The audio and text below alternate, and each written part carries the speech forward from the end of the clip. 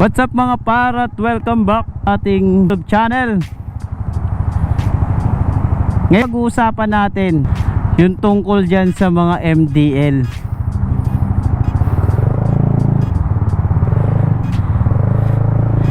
Pag-uusapan natin mga par tungkol sa MDL. Marami ako nakakasabay na mga passing Giging perwisyo na ba ang MDL o hindi? Anong tingin nyo mga par? Anong komento nyo tungkol dyan sa MDL na yan? Ngayong araw, ngayong gabi pa lang, ngayong gabi pag-usapan natin saglit ang MDL. Ano ba yung mga negative and positive ng MDL na yan? Pre, bawal ba yan o hindi? Diba marami mga nagtatanong kung bawal ba yan o hindi? So pag-uusapan natin, let's go! Pare, MDL meron naman yan positive side. Hindi naman yan puro negative. Depende lang yan sa mga gumagamit. Payo ko sa mga nag-i-install, i-orient natin yung mga customer. Kasi may mga customer minsan hindi oriented.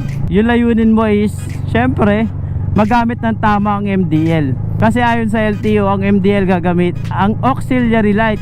Ginagamit lang yan sa mga madidilim na lugar. Hindi yan ginagamit sa mga maliliwanag na lugar par. Ang iba parang ang ginawa nila sa MDL bulag, ganon pambulag, yan ang ginagawa nila. Pero hindi yan ganyan ang paggamit mga par. Sa lugar na to ngayon may MDL naman ako, pero hindi ko ginagamit kasi nakikita ko pa naman yung daan. Kaya dun sa may mga MDL, gamitin nyo sa tama, huwag yung gamitin sa hindi maganda. Tama mo yung street light, huwag mong gamitin, huwag mong abusuin ng iyong MDL. Ngayon sa LTO, meron lang standards para payagan. Siyempre mababa dapat sa headlight. Dawa hindi siya lumalagpas ng madaming LED. Dapat konti lang. MDL kahit isa lang pero sobrang liwanag. Ang MDL par pwede yan gamitin. Sabi ko nga sa inyo, iba ginagamit nila sa hindi tama. Kung may MDL ako, hindi ko ginagamit sa mga maliliwanag na lugar. Kasi nga maliwanag Kaya nga tayo nagpakabit niyan para magamit natin sa mga madidilim. Ayun kagaya nun naka-open ng MDL niya. Hindi natin alam kung malabo mata niya. Hindi natin alam kung ano yung status ng eyesight niya. Diba? Forma talaga yan par. Pag naka-MDL ka, diba pas lang masabi pag naka-MDL ka. Pero namang iba grabe talaga, wagas kung gumamit. Iba naman pambulag ng mga sasakyan na matitigas. Pero kasi mga car owner ang kukulit. Kahit maliwanag gumagamit din ng auxiliary. Pag improper ang paggamit, hindi maganda. Ito. So maliwanag naman, 'di ba? Hindi ko, ito yung MDL ko, Nakikita nyo ba yung MDL ko? Yan, ganyang kalakas ang MDL ko.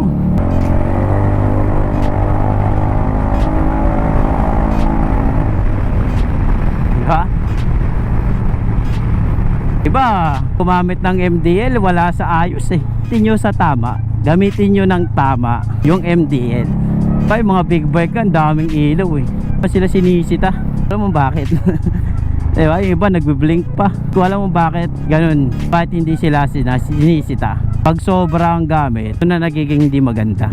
MDL ka, gamitin mo lang sa madidilim, sa kung saan saan sa grabe yung mga MDL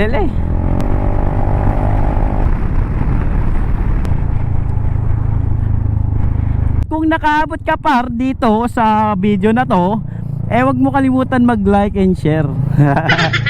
Follow nyo kami sa Facebook. Bimigay tayo ng MDL sa maayos na comment. Ikaw, diba? Paano mo ba gagamitin ng MDL mo? Diba? Hindi mo alam mo sa pupunta sarap madilim Ayan, gamitin natin yung MDL na maayos. Maabot tayo par. Gabing content to par.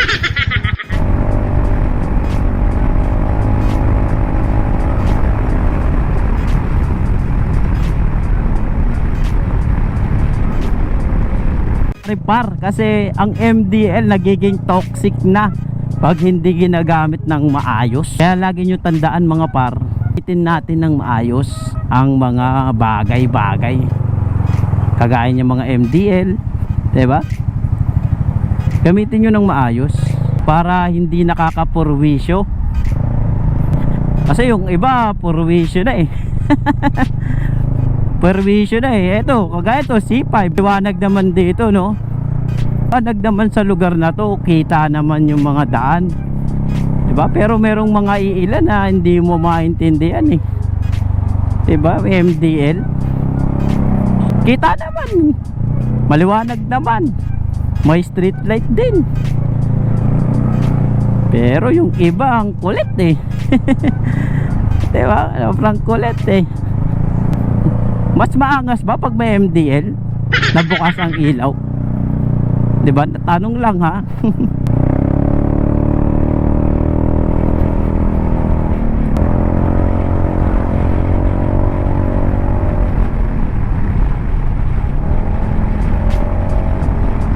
Uy, ano nangyari dun? Nangyari dun? Nangyari dun? Ayan sir. Ha? Gas? Tara, bigyan ito ng gas. Halika. Bigyan ito ng gas.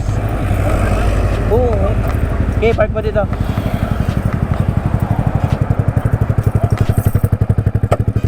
Okay, park mo.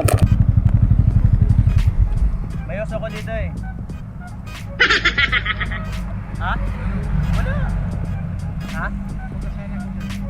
Full tank naman ako. Doon ka na magpagas. Hindi ka agad dito. Full tank naman ako. Nakakapagas ko lang. Ha? Okay lang? Patay mo muna eh, sir. Baka mo nga ito sa'yo. Ha? Yan, baka mo lang, baka mo lang.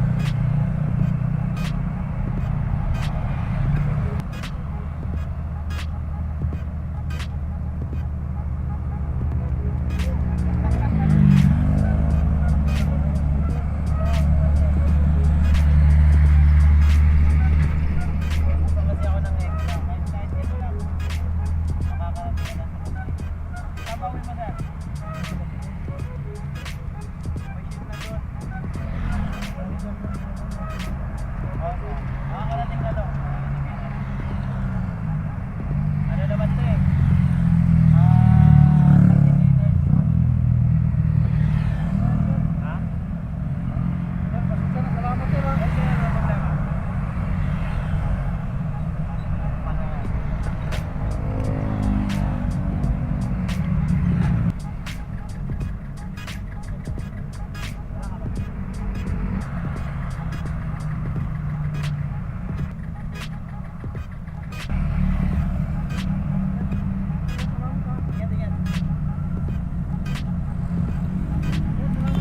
Ingat. Ah, lasang gas.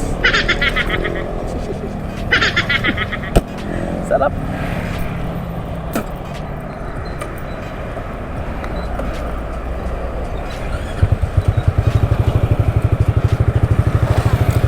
Oh, yun. Hindi naman nabawasan yung gasolina ko. Kaso yung gas lasang ano, ewan.